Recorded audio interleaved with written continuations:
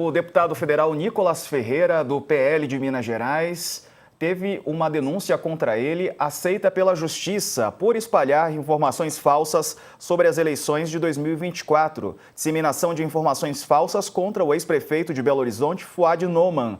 Essa ação pode deixá-lo inelegível. Pela legislação, os envolvidos se tornam réus, o que indica que há evidência suficiente para a abertura de uma ação penal. Se ao final do processo houver condenação por órgão colegiado, que é o Tribunal Regional Eleitoral de Minas, os deputados poderão ser declarados inelegíveis. Além de Nicolas, o deputado estadual Bruno Engler também é alvo da ação. Além deles, a deputada estadual delegada Sheila, do PL, e a coronel Cláudia, do PL, que foi candidata a vice-prefeita na chapa de Engler. O G1 entrou em contato, portanto, com o Nicolas e Sheila, mas não obteve retorno. A nossa reportagem do UOL também está entrando em contato com o Nicolas Ferreira para tentar uma resposta. Se houver, o nosso site vai ser atualizado. Bom, Calil, o Nicolas coleciona condenações, mas essa em especial pode deixá-lo inelegível. Nossa, essa pode de fato mudar o jogo. Vale lembrar que, como no Brasil precisa ter 35 anos, né, para se candidatar à presidência, e o Nicolas é mais jovem que isso, já se cogitou inclusive mudar a Constituição para diminuir a idade, para que o Nicolas Ferreira pudesse se candidatar eventualmente agora à presidência. Então, ou seja, a gente está falando desse lugar, né, que o Nicolas Ferreira ocupa dentro da direita. Claro que isso no final das contas não era uma coisa muito viável e acabou não indo para frente, mas só o fato da gente ter isso como uma possibilidade de se cogitar isso mostra que o Nicolas Ferreira, seja agora, seja para depois, já é visto como um futuro, né, da direita, da extrema-direita, é visto como um nome a representar aquilo que, enfim, seria a sucessão, né, do bolsonarismo e coisas assim.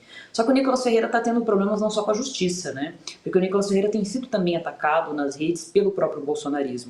Eu acho que se tem uma coisa que deve ser difícil para quem já foi aliado do bolsonarismo é ser atacado nas redes sociais e de uma certa maneira provar do próprio veneno, né? Porque os filhos do Bolsonaro têm cobrado o Nicolas Ferreira, porque o Nicolas Ferreira, enfim, está muito em silêncio, não está apoiando, não está se posicionando tanto em relação a questões relacionadas ao tarifaço, e ele é visto para ter uma postura mais combativa, né, e a favor da anistia, e a favor da família Bolsonaro, e ele não está fazendo isso.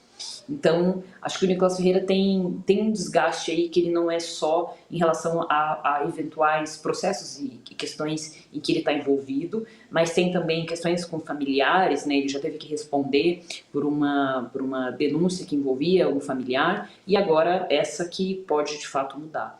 A ver, né, e acompanhar quais são os desdobramentos agora dessa questão, mas de fato o Nicolas Ferreira é hoje um dos nomes, pensado no futuro, principais nomes da direita hoje. E você, como é que vê essa situação do Nicolas? Bom, primeiro, assim, acho que no sentido mais geral, antes de discutir em si essa denúncia apresentada pela Justiça Eleitoral, o caso em si mostra o total desapreço que a extrema-direita brasileira tem por tratar fatos com alguma veracidade e o desrespeito pelas instituições que existem no Brasil, que é o caso em questão da Justiça Eleitoral, que tem regras específicas para lidar com os pleitos eleitorais. Em primeiro lugar, a extrema-direita ela trata a liberdade de expressão como qualquer coisa que se coloque nas redes sociais, inclusive falsas, inverídicas, como foram as denúncias, várias denúncias, inclusive, que o Nicolas Ferreira divulgou durante as eleições em 2024. Então, acho que é muito bom que, ainda que tarde um pouco, que as instituições políticas brasileiras venham a funcionar para mostrar que existe regra, e regra tem que ser respeitada, e que imunidade parlamentar ou a não aceitação de como é que se organiza um pleito eleitoral, ela não pode ser aceita como normal. Ou seja, se isso for passar aceito como normal e não houver nenhum tipo de punição, isso vai autorizando práticas cada vez mais difíceis da gente controlar, sobretudo em tempos de inteligência artificial, a radicalização de discursos das bolhas da internet, nesse sentido. Segundo lugar, eu acho que eu quero reiterar esse aspecto que a Isabela estava colocando, que os rachas, vamos dizer assim, dentro da extrema-direita, que por diferentes cálculos de oportunismo, eventualmente um ou outro componente da extrema-direita não se manifesta tal qual como a família Bolsonaro imagina que deva ser.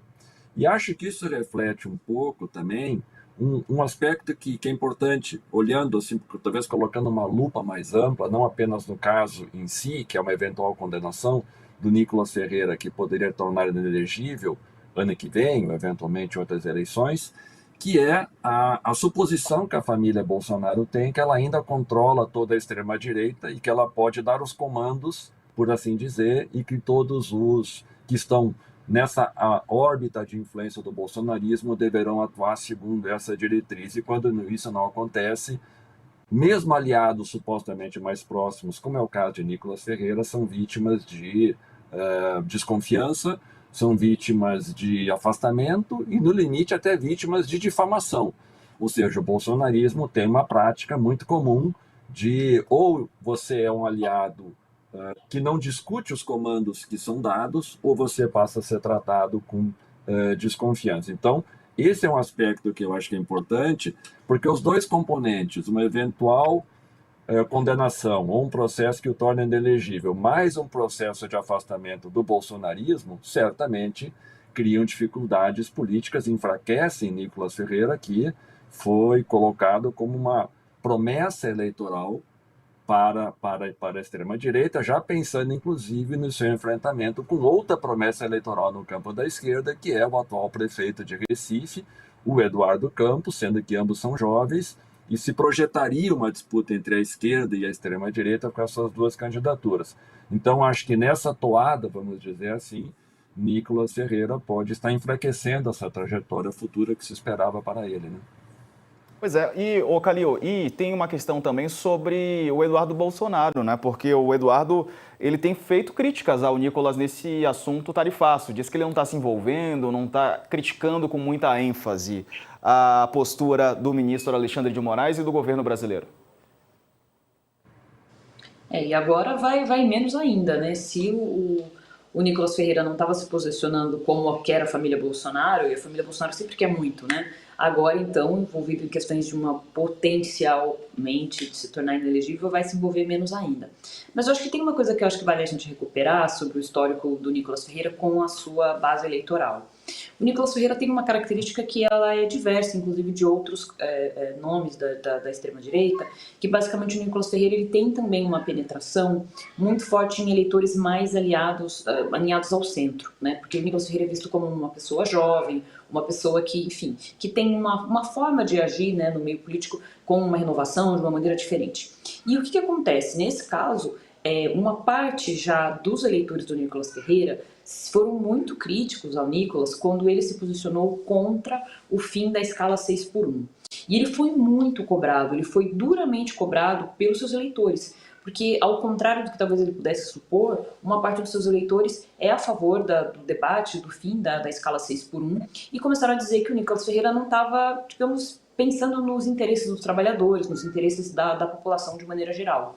E o Nicolas Ferreira foi obrigado a fazer uma espécie de recuo. Ele, claro, foi mais sutil, ele não chegou a dizer, né, que apoia, né, e que, enfim, até porque o Nicolas Ferreira ele tem posições transfóbicas, né, e uma das principais figuras envolvidas nesse debate é a Erika Hilton, então o Nicolas Ferreira não podia também, de uma certa maneira, apoiar abertamente esse debate. Mas ele deixou de ser tão crítico e adotou um tom mais ameno para não se indispor com seus eleitores. E, então, ou seja, o Nicolas Ferreira, ele acaba que, de uma certa forma, ele tem um tipo de eleitor que ele não necessariamente ele vai sempre coincidir com o eleitor bolsonarista. E o Nicolas Ferreira é muito inteligente em relação às redes sociais e suas estratégias e sabe disso.